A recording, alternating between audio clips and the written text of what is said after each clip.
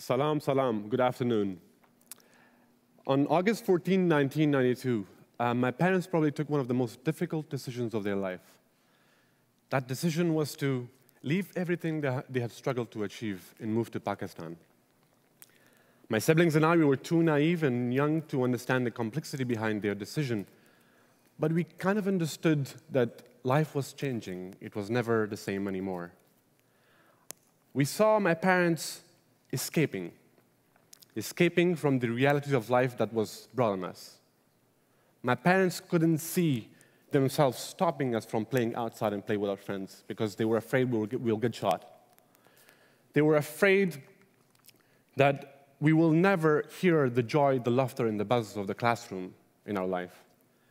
My dad was afraid, and he was skipping that he had to wake me up every morning at 2:30 in the morning to go and stand in a line outside a bakery shop to buy bread. So these events were hinting that things will not change anytime soon. So when the Soviets left Afghanistan, an internal power struggle ensued. Cities had grown like ghost towns. Walls were riddled with a new polka dot texture made of bullets and gunfires. And as we left Afghanistan on August 14, 1992, these images were showing a different Afghanistan for us. We had lost hope. But we came back in 2001 as soon as the Taliban were ousted. We settled down back in our apartment, and then I started meeting people from around the world. I had the luxury to travel around the world with my notorious passport.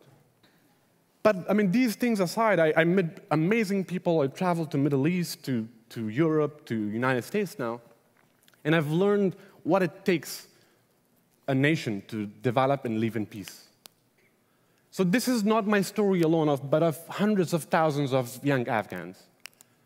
The carnage of war brought them to countries where they saw them developing while their own country was being destroyed.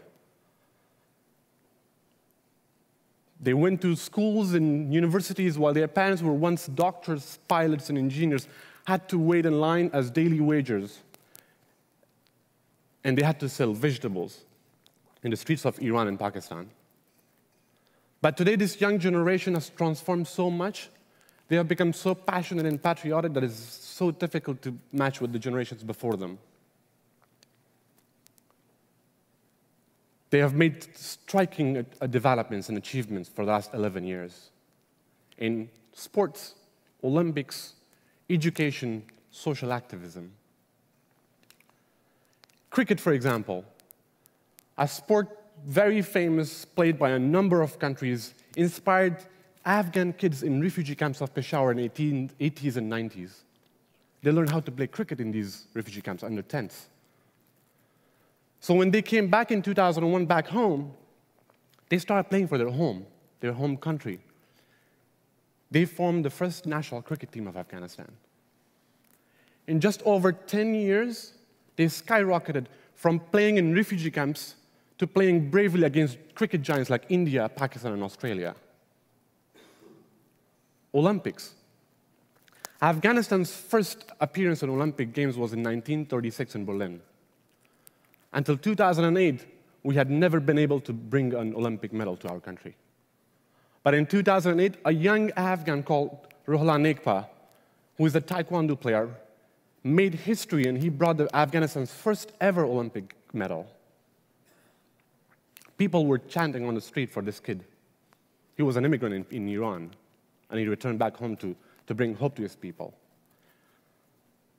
Media development has been a success story of the failures we have had. In a country with one radio station and one TV station strictly controlled by the Taliban, in just 10 years, now has over 150 local and national radio stations and over 30 independent TV channels. Education.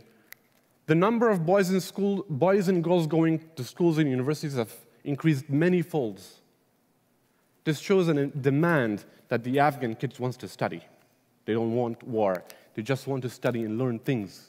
That's why numerous schools and universities are popping out across the country.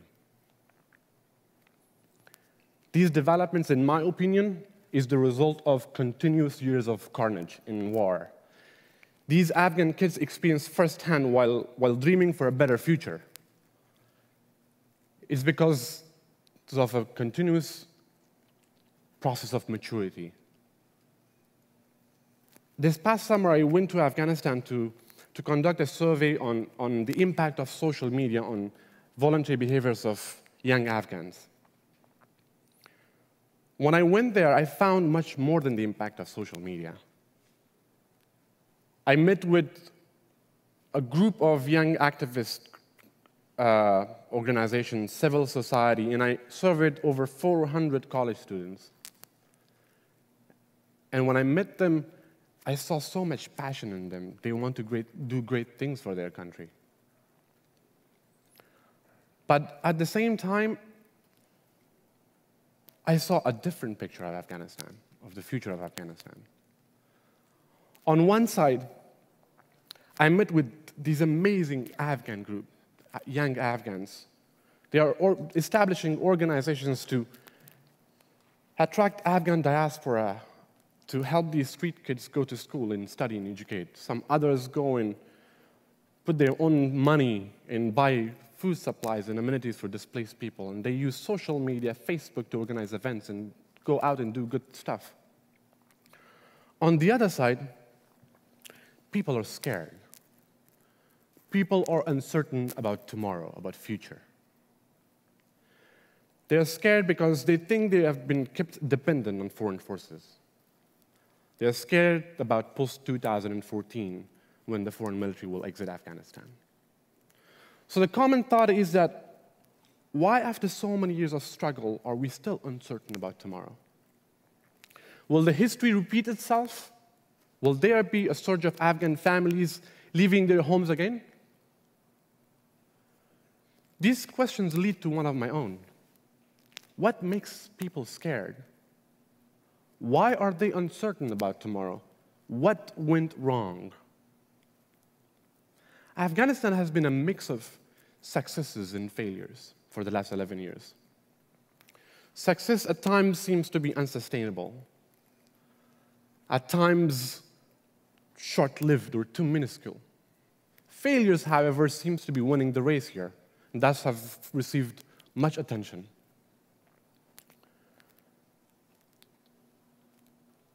And then the situation starts haunting people and say, okay, after so many billions of dollars in aid money, in thousands of lives lost,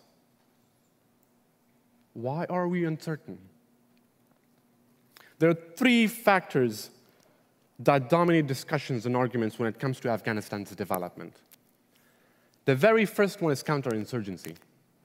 Now, foreign military presence in Afghanistan has brought some sort of stability in the country. But I believe counterinsurgency efforts has done more bad than good.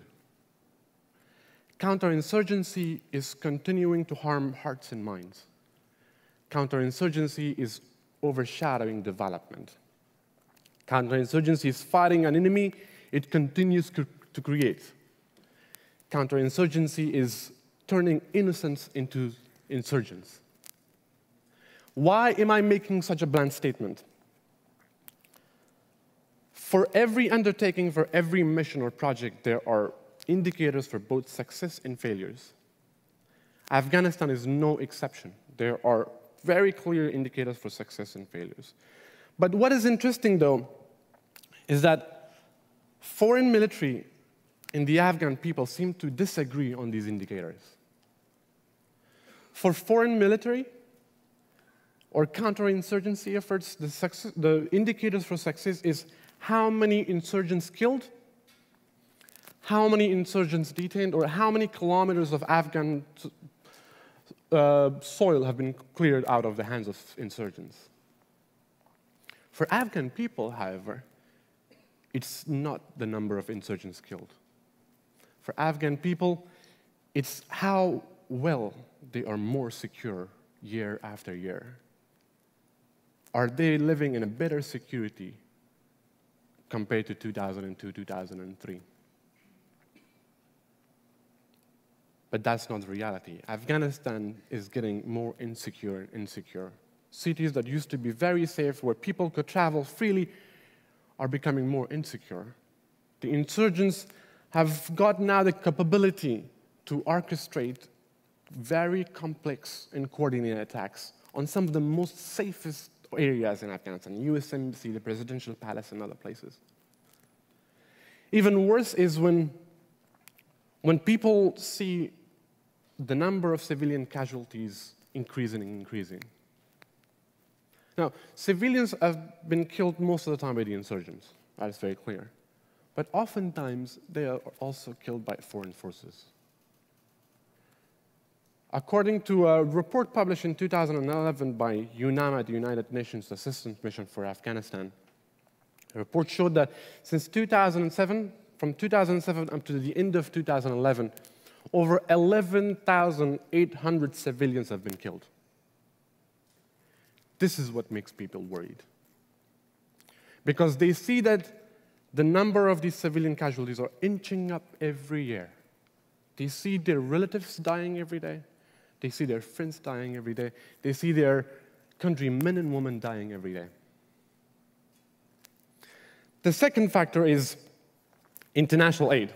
Now, I do want to acknowledge that international aid has had great achievements in Afghanistan for the last 10, 11 years. But these gains, these achievements have been very unsustainable, very fragile. Because international aid has been delivered from behind the walls. International aid has been delivered with guns.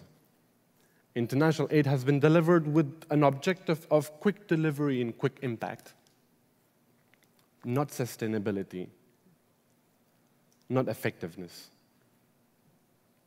For those who are in charge of pouring in money, international aid money in Afghanistan, or distribute them, for them, the indicators of success when it comes to international aid is how many schools, how many hospitals, how many roads are constructed, how many millions of dollars have been spent in local governance, in capacity building, or justice projects. For Afghan people, it's not about how many schools are built. It's about how many kids feel secure to go and study in these schools. It's about how many professors, teachers do we have to go and teach in the schools. For people, it's not about how many hospitals built, but it's about how many doctors do we have to go and treat people here. That's what people draw their own conclusions upon. For them, the definition of development and stabilization is long-term employment opportunities. For them, it's the provision of basic services. For them, it's their child safety. For them, it's physical and economic safety. But that has not been the reality. Unemployment rate in Afghanistan is one of the highest in the world at 35%. Afghanistan is in a race with one of the most corrupt countries in the world for the last 10 years. Afghanistan is the fourth most corrupt country now in the Corruption and Perception Index. Afghanistan is the biggest country producing the biggest opium in the world. Afghanistan is the worst country to be a child. Is this development? Not according to Afghan people. But let's leave the indices aside. A report was published in 2011 by the Asia Foundation in Afghanistan, in which there are a few indicators that people think are challenges ahead. The very first challenge is insecurity. That's a threat people have for future. The second one is unemployment. And the third one is corruption, followed by poverty, poor economy, education, presence of Taliban, suicide attacks, and even interference of foreign countries.